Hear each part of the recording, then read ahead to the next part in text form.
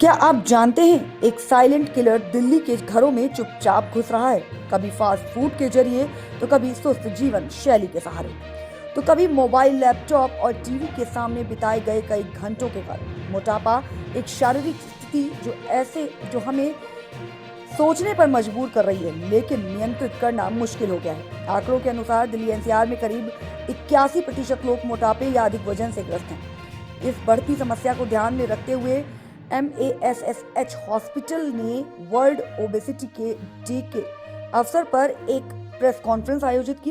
इस कार्यक्रम में MASSH हॉस्पिटल के मेडिकल डायरेक्टर और minimal access surgery director doctor Sachin Ambedkar और MASSH ग्रुप ऑफ हॉस्पिटल की संस्थापक एवं CEO मानसी बंसल झुंझुनवाला ने मोटापे पर अपने विचार साझा किए।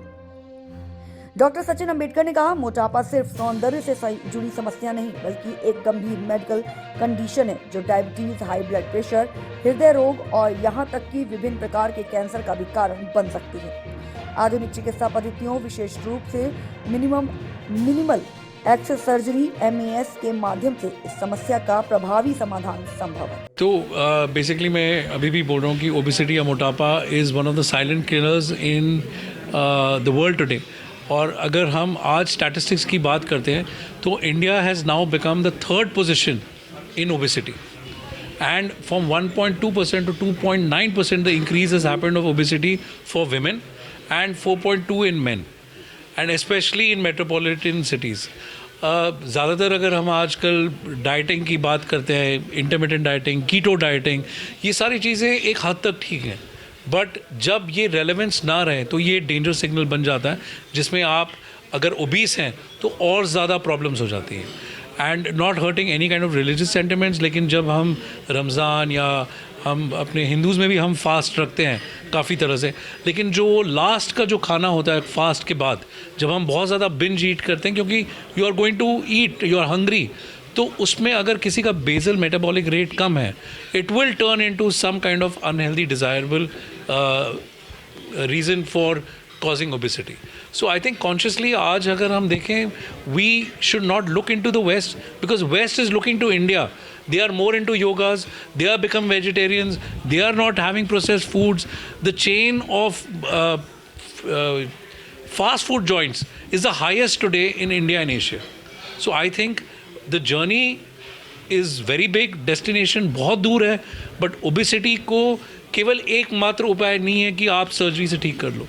It is a mind change, it is a life change, it is a change which you have to start in your own doorstep.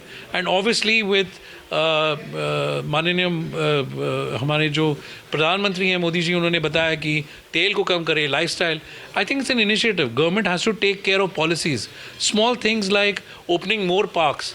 If you put a tax of entering into central Delhi or CP more in your mobile, in your automobile, then people will come by cycle, will come by other things, by other like which is happening in Denmark. If you have to go to the central part of New York, you have to pay extra tax for parking. So people now use cycle. Amsterdam के mayor uses cycle. So think about what we can do together collectively. Parks खोलें, initiatives खोलें, wait programmes खोलें, school education में बताएं कि processed foods कितना आपके लिए प्रॉब्लम है. That is important. Please don't get motivated by just Insta reels and arbitrary people who are coming कि मैं ये ठीक कर दूंगा, ये कर दूंगा. It is not scientifically proven. अगर होता तो आज इंडिया थर्ड पोजीशन पे नहीं होता. सोशल मीडिया पे ज़्यादा ध्यान है लोगों का, सबका ही है.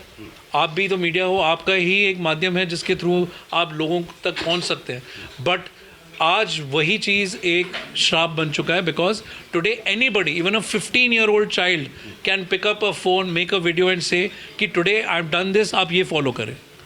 And we are mindlessly following it. So I think social media has to have its responsibility to understand कि भाई क्या ख़राब है क्या नहीं है.